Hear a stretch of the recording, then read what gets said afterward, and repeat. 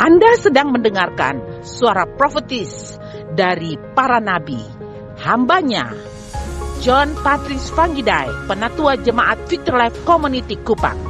Dengarkanlah dan lakukanlah perintah Tuhan melalui para nabi, maka engkau akan berhasil. Selamat mendengarkan.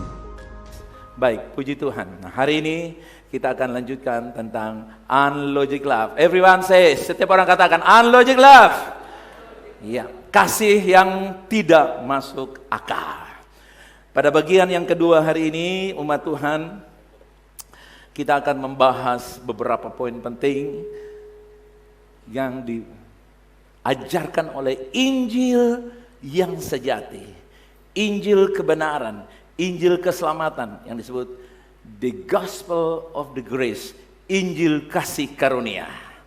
Nah, umat Tuhan, Yesus bukan mati bagi dosa-dosa kita dan membenarkan kita saja, tetapi juga menjadi pengacara kita. Dia menjadi advokat bagi saya dan saudara. Berarti ini dalam kaitan hukum. Dan hidup ini saudara selalu berkaitan dengan hukum. Saudara tidak akan bebas dimanapun. Mati pun ada hukuman, saudara enggak sih? Bagi mereka yang tidak mentaati hukum. Hidup pun demikian. Anda diatur oleh hukum. Itulah sebabnya tidak salah kalau Yesus menjadi pengacara saya dan saudara. Amen, advokat kita. Dari 1 Yohanes 1 ayat yang pertama dan yang kedua. Anak-anakku, hal ini kutuliskan kepada kamu, supaya kamu jangan berbuat dosa, supaya kamu jangan berbuat dosa, namun jika ada seorang yang terlanjur, terantuk, terbentuk, terkapar, terkontaminasi, terviruskan dosa, 2, 3 baca kuat. Kita mempunyai seorang pengacara atau pengantara, advokat, pengacara pada Bapa. Siapa namanya? Yesus Kristus yang... Wow. Anda bayangkan, Anda dan saya adalah orang benar. Orang benar itu tidak perlu pembelaan. Betul saudara? Yang perlu dibela itu orang yang bersalah. Kita udah dibenarkan lagi, ada pengacara khusus lagi. Itu artinya begini, secara yudisial kita ini total dibenarkan. Tapi secara experiential, life, secara praktek, saudara yang kasih, kadang-kadang kita lupa kalau kita punya anak, kita lupa kalau kita punya istri, kita lupa kita punya suami, kita lupa kalau kita kelola uang orang, kita lupa kalau jabatan itu bukan milik kita. Sehingga terjadilah kasus-kasus dosa. Tapi itu orang benar, orang benar. Tetapi dalam pengalaman ada erorismenya. Ada apa saudara? Error. Nah, error itulah pengacara kita bersedia untuk membenahinya. Haleluya. Yesus adalah pengacara aktif bagi saya dan saudara. Bukan pasif. Aktif. Dia membela perkara saya dan saudara. Every hour, every minute. Setiap detik, menit, jam dan hari. Sepanjang hidupmu. Non-stop. Menjadi advokat. Menjadi pengacara. Membela supaya kita tetap benar. Yudisial maupun pengalaman. Haleluya.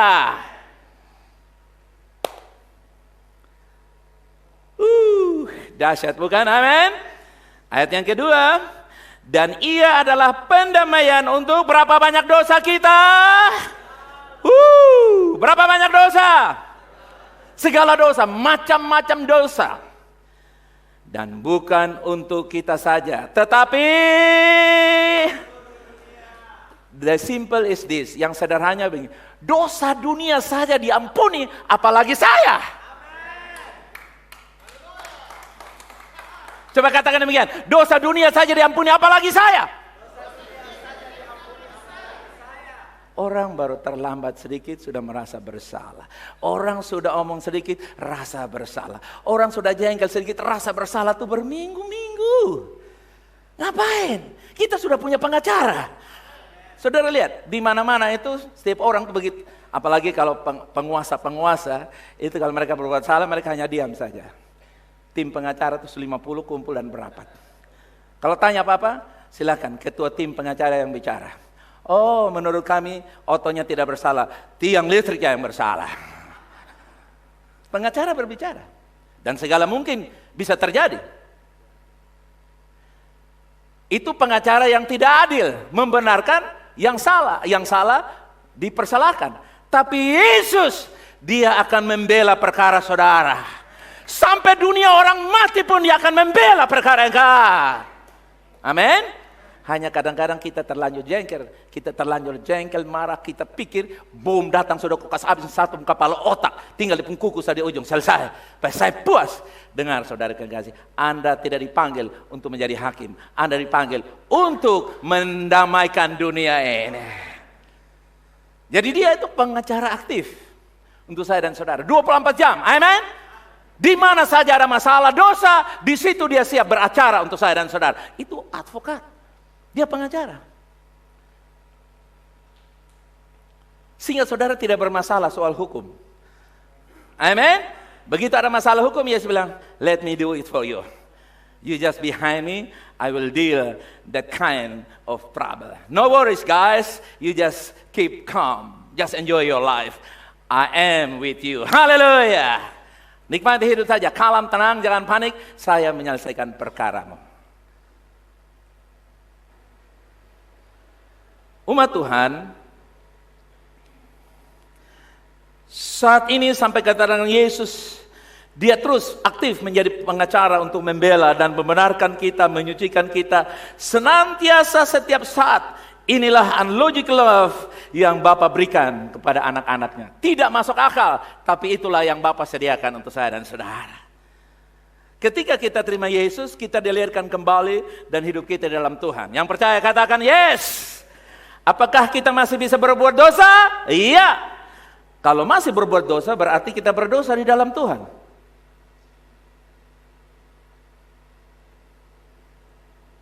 Sebab saat kita berbuat dosa, kita berada di dalam Tuhan.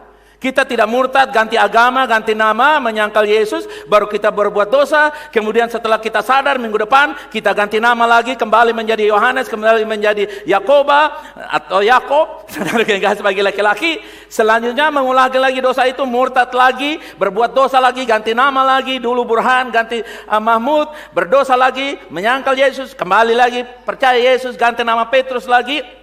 Minta ampun lagi, habis itu murtad lagi, pindah agama lagi, buat dosa lagi, sadar lagi, jadi Kristen lagi. Begitu? Tidak bukan? Anda hidup di dalam Tuhan, Anda mengasihi dalam Tuhan, Anda memaki di dalam Tuhan. Anda main judi di dalam Tuhan, minuman keras dalam Tuhan, bersinah di dalam Tuhan, selingkuh di dalam Tuhan. Halo, halo. Tidak ada banyak.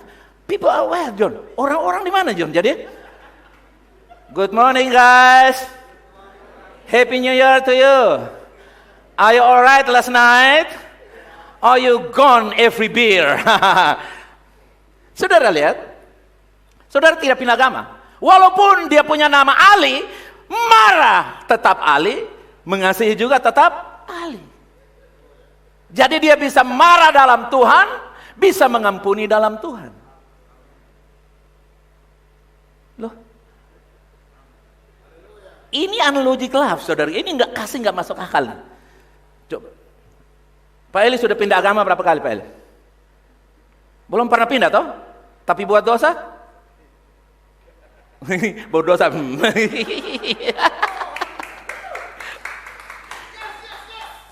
Saudara pindah agama tidak pernah kan? Tapi buat dosa? Sering. Ada yang bilang, kakak, beta bukan sering, pelanggan setia, pelakor, bukan pelaku. Saudara lihat, ini kita ngomong ini fair and logic love. Makanya dia bilang, kita sudah diampuni. Jika ada yang berbuat dosa di dalam Tuhan, Nah ini baru pembukaannya, belum selesai. Jangan sampai saudara tutup HP lalu selesai. Amin, berbuat dosa dalam Tuhan. Belum, ini baru koma. Saya akan menjelaskan.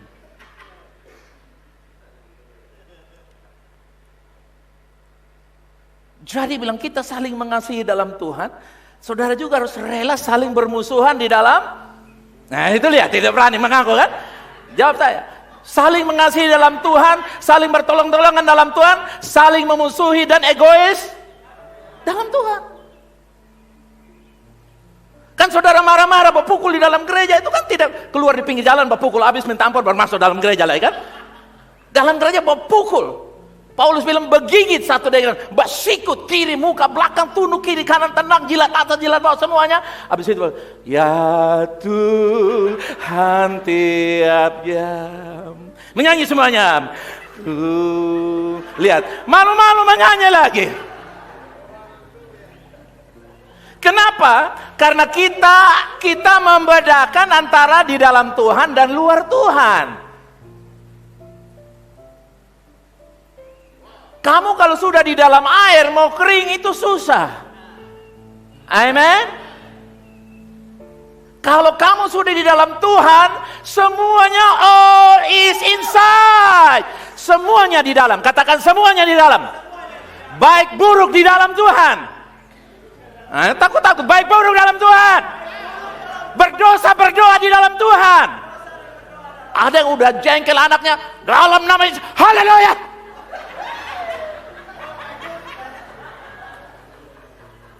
Ada yang dipegang di panah putih, tobat. Real, ini real. Itu real. Betul saudara? Nah itu yang namanya apa? Unlogic love. Kalau tidak pengacara kita tidak bisa bikin apa, dia hanya diam-diam saja. Kau dong bermasalah nah.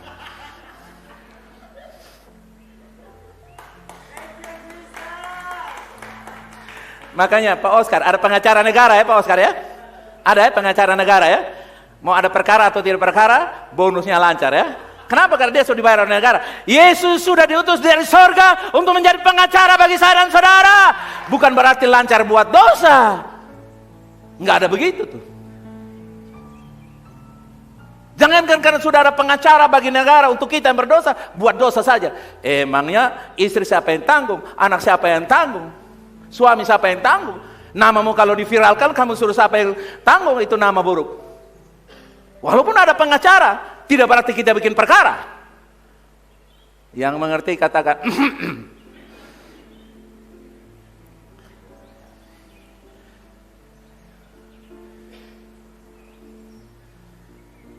Kalau kita tidak mengerti unlogic love, banyak kali kita munafik.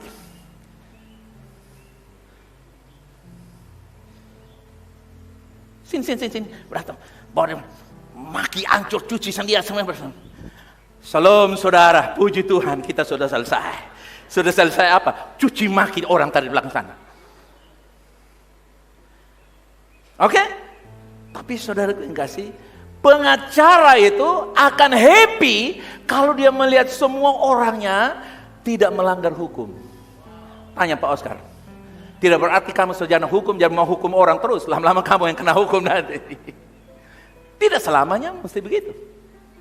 Tapi sewaktu-waktu kalau terjadi, kalau apa saudara? Dosamu sudah diampuni. Jika ada yang salah, jika ada yang terpeleset, kulit pisang lagi. Jangan sambung-sambung, kulit buaya.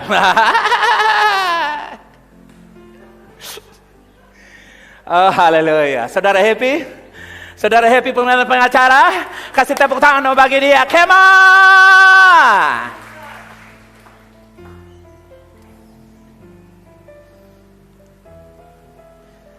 Orang yang alami pertobatan sejati, metanoia, tidak akan mempermainkan dan memanfaatkan unlogic love yang Tuhan miliki untuk sebagai kesempatan berbuat dosa dan manfaatkan dan bermain dan berlumuran dosa sekeliling hidupnya. Yang mengerti katakan amin. Metanoia, perubahan pikiran. Karena itu diperlukan pertobatan setiap hari, yaitu perubahan pikiran. Tanpa hal ini orang percaya akan terus berkembang dengan dosa dan tidak akan pernah menjadi pemenang. Kenapa? Karena dipikir Yesus pengacara kok. Saya buat dosa aja enak-enak. Makanya harus ada pertobatan. Pertobatan artinya the changing of mind. Pertobatan artinya perubahan pikiran. Apa artinya pertobatan? Come on. Perubahan cara berpikir. Kalau orang tidak berubah cara berpikirnya, dia bermain-main dengan darah Yesus. Dia bermain-main hidup di dalam Tuhan dengan berdosa di dalam Tuhan. Tapi kalau orang mengerti, saudara yang kasih, dia mau marah, dia mau benci, dia mau jengkel karena pikirannya sudah dibaharui, tidak pernah lakukan itu seenteng-entengnya. Haleluya! Dia pikir 1000 kali sebelum dia lakukan setengah kali.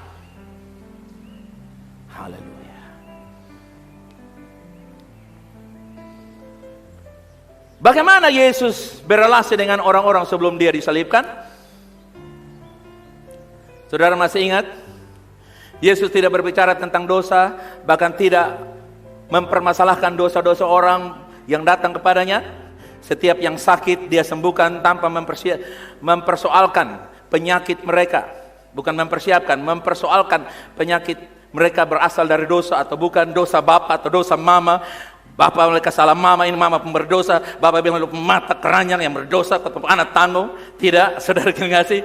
Dua-dua datang, siapa murid-murid yang bertanya, ini dosa siapa? Papa atau mama? Yesus bilang bukan dosa siapa-siapa. Kemuliaan akan dinyatakan di balik penyakit itu. Karena kalau begitu dia bilang dosa bapak, keluarga ibu sudah siap merajam bapak dengan batu. Kalau bilang dosa ibu, keluarga bapak sudah siap merajam ibu dengan batu. Tapi Yesus ambil jalan tengah. Bukan siapa-siapa bermasalah, supaya kemuliaan Allah dinyatakan.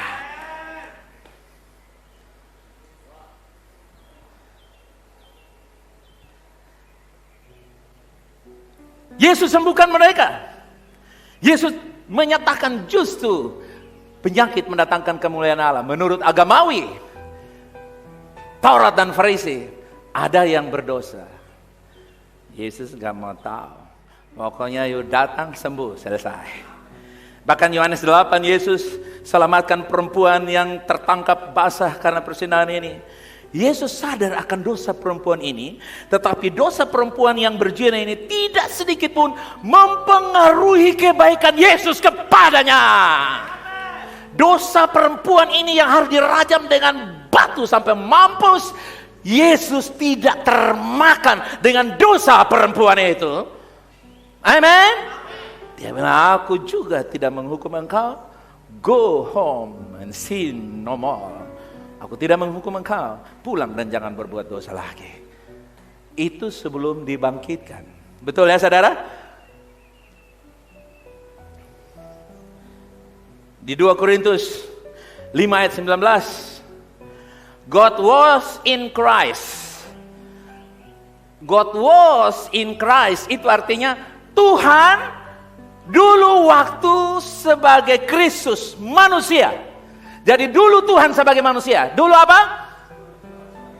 Namanya siapa? Yesus. God was in Christ. Ruth was in Kupang. But now she is in Perth.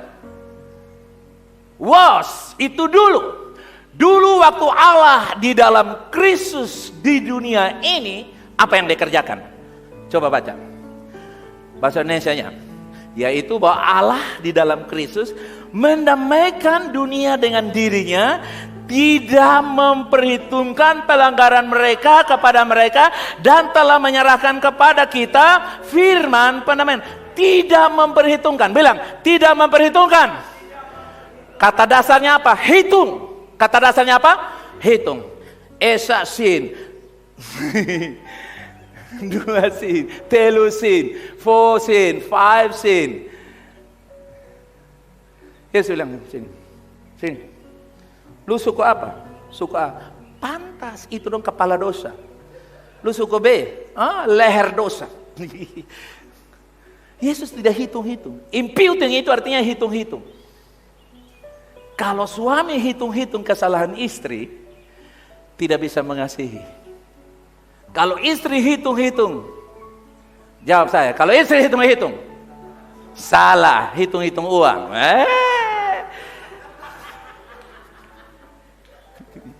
Soalnya suami bilang, kok tadi dihitung beta, sekarang beta, dia hitung-hitung uang. Saling hitung-hitung inilah yang membuat orang tidak bisa mengasihi. Kalau Tuhan hitung-hitung dari sorga, ini timur, kepala batu, kepala angin, semuanya, maka Anda tidak dapat apa-apa dari Tuhan. Tapi Tuhan waktu masih menjadi manusia, siapapun yang datang, mau Taurat, mau Farisi, mau kafir, mau menyembah batu, kayu, mau menyembah Elohim, mau menyembah siapa saja, masalah apa? Lapar, makan. Mati, bangkit, sakit, sembuh, buta, melihat, tuli, mendengar, bisu, menyanyilah. Haleluya. Amin. Dia enjoy. Bahkan dia datang di Sakeus. Sakeus itu kan orang berdosa, pemungut cukai, suka ambil beli. Sakeus, you go down. I want to eat in your house. Sakeus, beta mau makan. Diplomasi makan, kata VL kemarin dengan kita. Diplomasi makan. Dia mau bawa Sakeus supaya ekonomi menjadi stabil. Dia bilang, Sakeus lu turun dulu, saya mau makan. Begitu Yesus makan bersama Sakeus, Sakeus berubah pikirannya. Sakeus berubah pikirannya, bertobat. Saking bertobat, buah pertobatannya, dia mengembalikan semua yang pernah dia korupsi itu, saudara-saudara. Lihat, Yesus, orang dia tidak pernah perhitungkan siapapun. Dia tidak hitung-hitung dosa saya dan saudara. Haleluya, amen. Dia tidak menghitung. Anda tidak bisa mengasihi kalau Anda terus menghitung kesalahan orang lain. Dari mimbar ini tidak bisa melepaskan kebenaran kalau pendeta punya penghakiman dengan jemaat. Percaya saya. Anda tidak bisa menikmati pewayan-pewayan baru karena jemaat semua menjadi musuh kamu, sehingga mimbar dipakai untuk bukan mengajar tapi menghajar. No, saya sedang mengajar kebenaran, saya sedang mendiskusikan kebenaran, saya tidak menghukum saudara, saya sedang membebaskan kebenaran di antara kita. Release the truth, melepaskan kebenaran. Bahwa Yesus sebagai manusia, He is not imputing the sin of man. Dia tidak menghitung-hitung dosa. Sebab kalau Yesus hitung-hitung dosa, misinya gagal. Karena justru dia datang untuk apa? Mengampuni dosa. Anda tidak bisa mencapai tujuan hidup kalau Anda lihat kelemahan orang lain. Bangsa ini ada kesalahan. Tapi mari kita melihat ada di depan yang Tuhan siapkan bagian. Saya percaya Indonesia bisa jaya. 20-35, 20-45. Haleluya. Amen.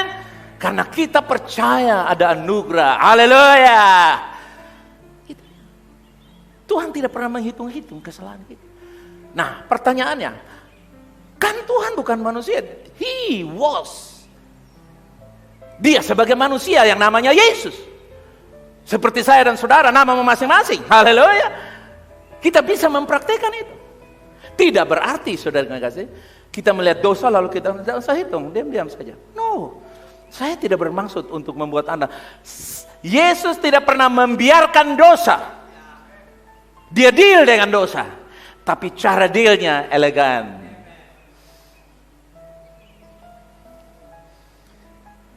Karena dia tahu dosa itu sudah menghukum manusia. Sudah ditimpa tangga, dia tidak perlu panggil tetangga untuk menginjak-injak tangga yang sedang menimpa orang.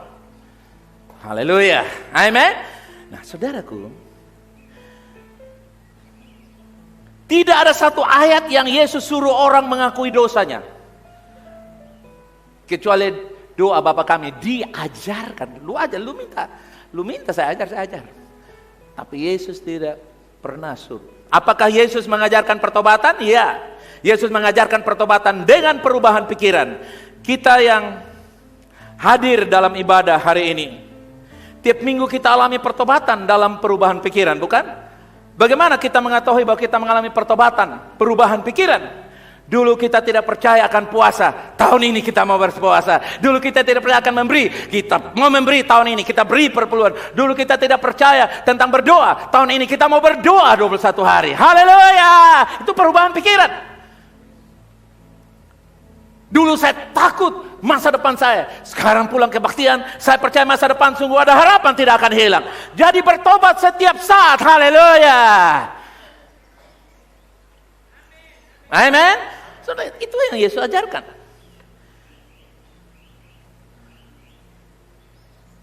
Dulu kita memusuhi Tuhan, sekarang kita sangat mengasihi Tuhan. Dan kita percaya Tuhan ada di pihak kita, sangat mengasihi kita.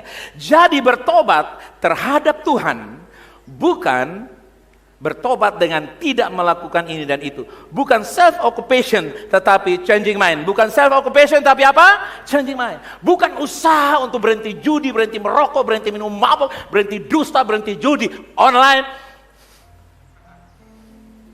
Pembantu dengan anak dan istri rumah semua judi. Tidak, bukan berhenti lakukan itu, tapi itu self-occupation. Itu buah. Buah tidak akan ada kalau tidak ada pohon. Changing mind adalah akar pertobatan. Haleluya. Kalau ada akar artinya ada kehidupan di sana, bukan? Kalau ada perubahan pikiran, otomatis mangga berbuah apa? Mangga. Kekudusan berbuah apa? Kekudusan. Kita tidak bermain-main dengan dosa. Haleluya, amen.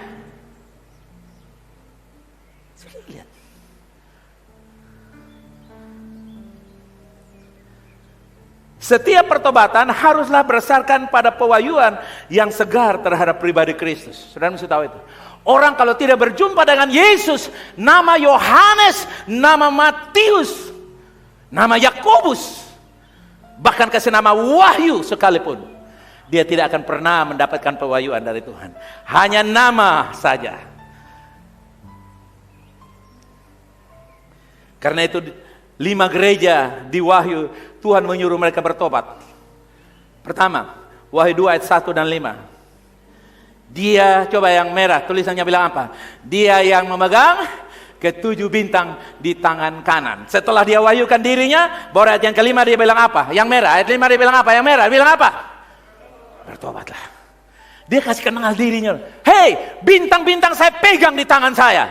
Oh ya, lalu bertobatlah engkau. Siap, bos. Amen. Yang kedua, jemaat di Pergamus, yang merah, bilang apa? Baca. Memakai pedang yang tajam dan bermata. Firman dia yang memakai pedang yang tajam dan lalu setelah, oh ya, lalu selanjutnya bilang apa? Hemat. Dia bilang apa? Bilang apa? Bertobatlah. Lihat, dia perkenalkan diri dulu, saudara kekasih. Orang udah enjoy bahwa dia dasar, dia ajaib, baru suruh bertobat. Siap, bos. Orang happy bertobat dalam keadaan senang. Yang ketiga, next.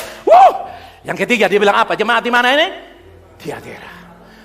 Firman anak Allah yang matanya bagaikan nyala api dan kakinya bagaikan, wow Tuhan, dahsyat engkau. Lalu Tuhan bilang apa selanjutnya?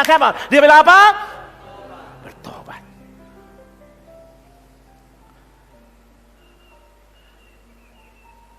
Bukan istri pegang besi galing, lu berjinan, lu leher patah. Omong habis itu dia bikin, percaya saya. Lu macam-macam dia lapis lalu kembali. Kenapa? Karena tidak ada pewahyuan tentang dosa. Nah, dosa itu tidak bilang berzina bertobat, berjudi bertobat.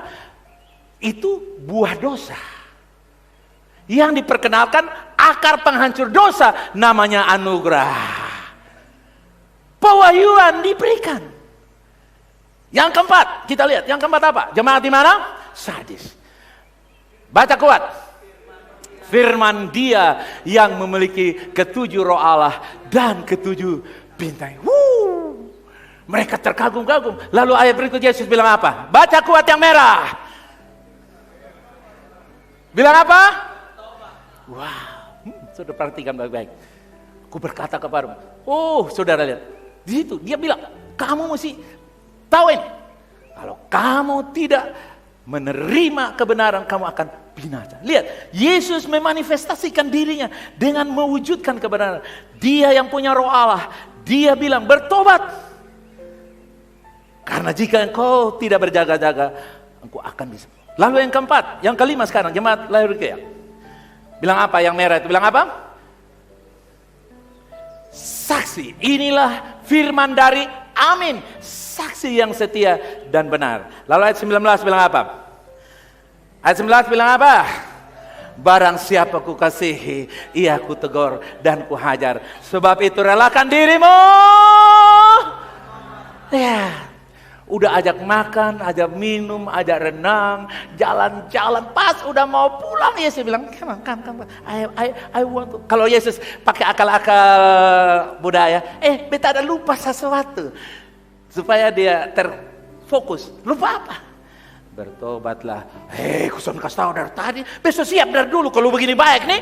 Haleluya. Saudara, 5 jemaat ini ditegur dengan versinya masing-masing. 2 jemaat ini karena tidak ada pewahyuan baca, mereka menderita. Berapa banyak orang Kristen yang menderita? Kristen, tapi tidak mengalami pewahyuan. Kering, kerontang, jengkel, pahit, marah. Karena gigit nyamuk saja luka batin, apalagi tidak dihargai. Sengsara batin, saudara, kanker batin. Kenapa? Karena tidak ada pewahyuan.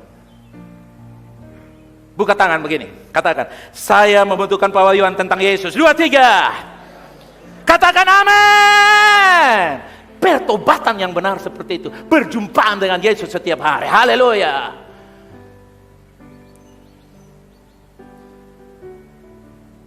Bagaimana relasi Yesus dengan orang-orang di sekitarnya setelah ia disalibkan? Ada orang bilang begini, ya itu kan dulu, itu kan Yesus dulu, memang dia kan belum dibangkitkan, dia masih ambil hati manusia. Nanti kalau dong boykot dia lagi, kalau mereka boykot dia, kan rencananya gagal.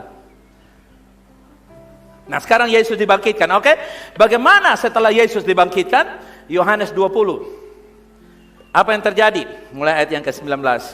Ketika hari sudah malam, pada hari yang pertama minggu itu, berkumpullah murid-murid Yesus di suatu tempat dengan pintu terkunci. Karena mereka apa? Takut kepada orang-orang Yahudi. Pada waktu itu datanglah Yesus dan berdiri di tengah-tengah mereka dan berkata, mereka dalam keadaan apa? Dalam keadaan apa? Saudara masih ingat minggu lalu Wahyu 21 ayat ke-8? Siapa yang masuk neraka duluan? Kata takut Wahyu 21 ayat 8 sama dengan Yohanes 20 ayat 19. Takut sama. Mereka yang mau masuk neraka, Yesus bilang, pergi kau mampus sudah. Tidak. Mereka sedang mau neraka, Yesus bilang, hai guys, shalom. Ini sudah bangkit loh, sudah bangkit. Mereka dalam keadaan takut. Tutup rapat pintu-pintu, tidak boleh ada singa, tidak ada penghota, semuanya. Tiba-tiba Yesus datang.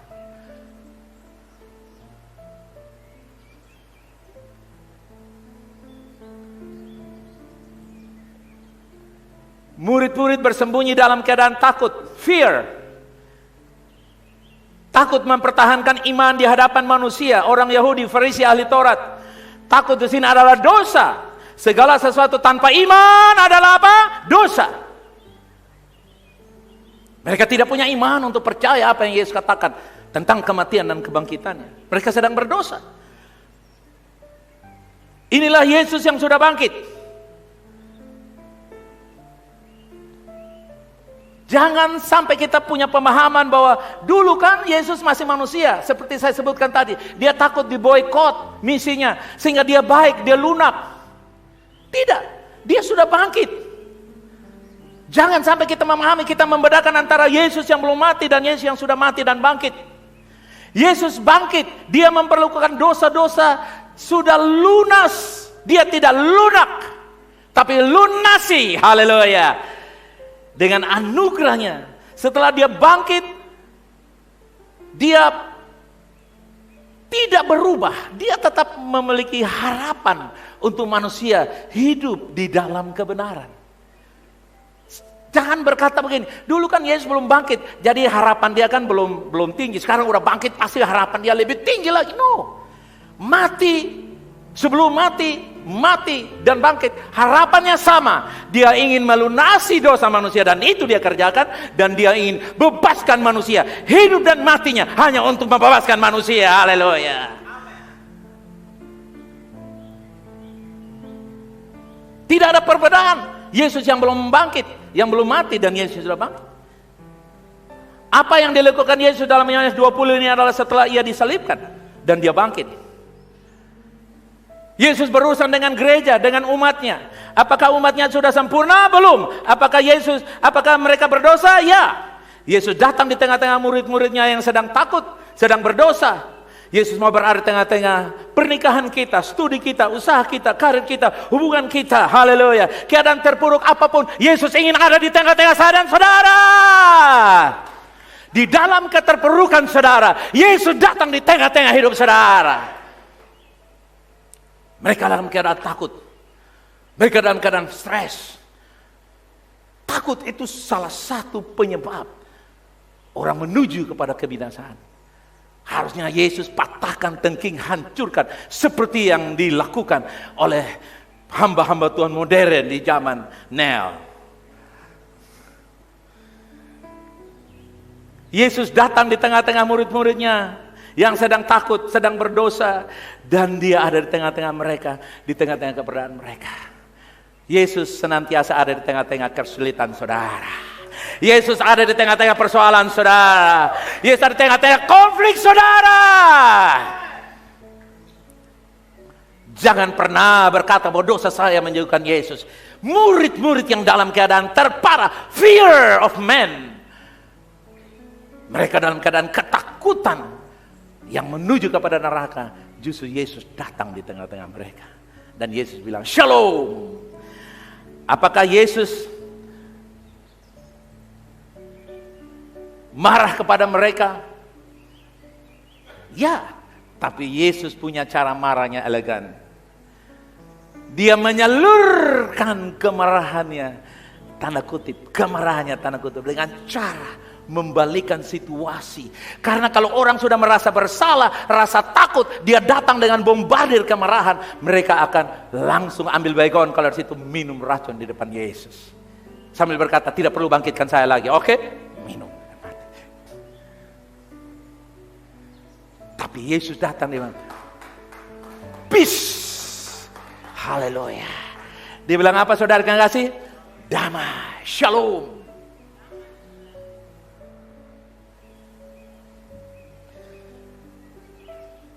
Murid-murid dalam keadaan takut, tidak berada dalam persekutuan dengan Yesus, tapi justru Yesus memberkati mereka dengan damai sejahtera. Katakan shalom.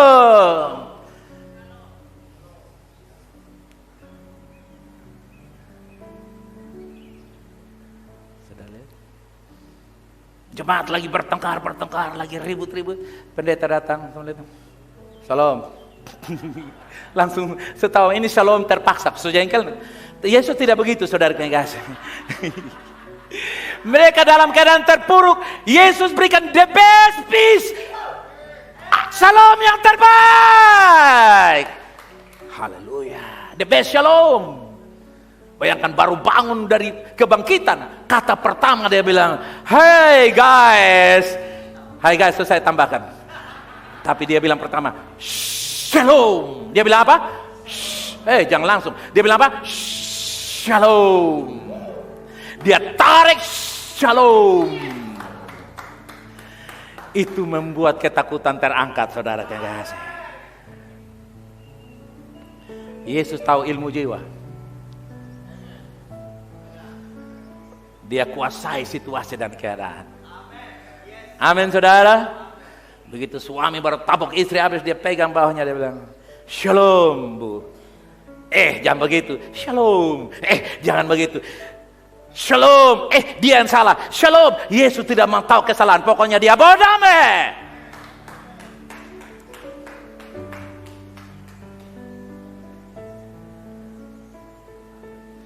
Yesus membuat murid-muridnya bertobat tanpa memakai kata bertobat atau menyuruh mereka bertobat, tapi dia memberikan pewahyuan segar tentang dirinya, yang memberi shalom, damai sejahtera, yang membawa perubahan pikiran, pertobatan bagi murid-muridnya. Dia rubah mindset mereka bahwa ketakutan itu tidak berdasar. Nih lihat, saya sudah bangkit, maka saya bilang shalom.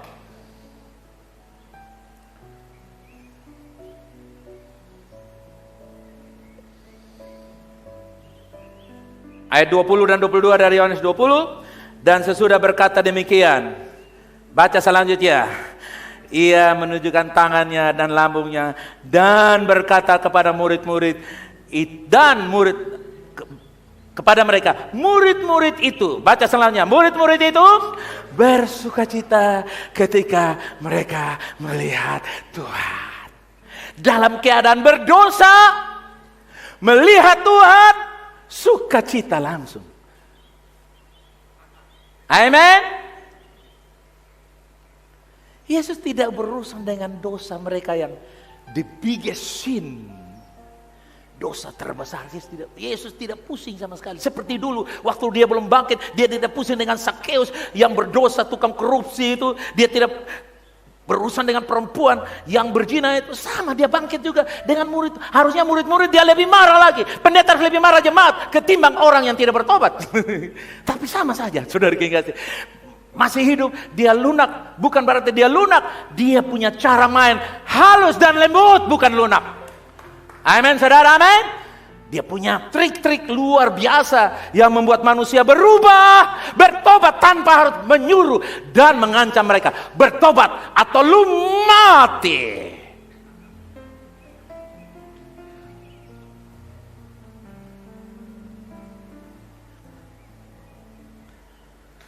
Haleluya. Murid-muridnya bersukacita ketika melihat Yesus.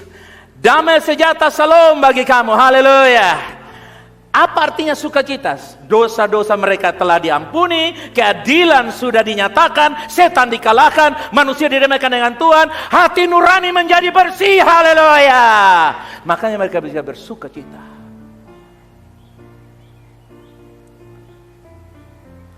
Mereka bisa bersukacita karena mereka mengalami perjumpaan, melihat Tuhan. Tidak satu kata pun Yesus menegur rasa takut mereka. Namun Yesus membuat mereka bertobat dengan mewahyukan dirinya secara fresh kepada murid-muridnya. Dengan berkata, dia tunjukkan tangannya. Nih, lambung. Saudara lihat, dia memperkenalkan. Paulus yang begitu galak, Paulus yang begitu jahat, bengis, dan sangat garang. Dia berjumpa dengan Yesus. Haleluya, amen. Siapakah engkau? Akulah Yesus yang kau aniaya itu. Sukar bagimu untuk menendang tombak. Saudara lihat, Paulus berubah total. Paulus itu orang pintar, tapi berjumpa dengan Yesus bertobat. Makanya banyak orang pintar kalau tidak bertemu dengan Yesus menyengsarakan. Tapi kalau engkau pintar berjumpa dengan Yesus akan dipakai untuk menjadi berkat. Kalau engkau bodoh ketemu Yesus, kebodohanmu dipakai untuk mempermuliakan nama Yesus. Bodoh dan pintar adalah Tuhan yang memakainya.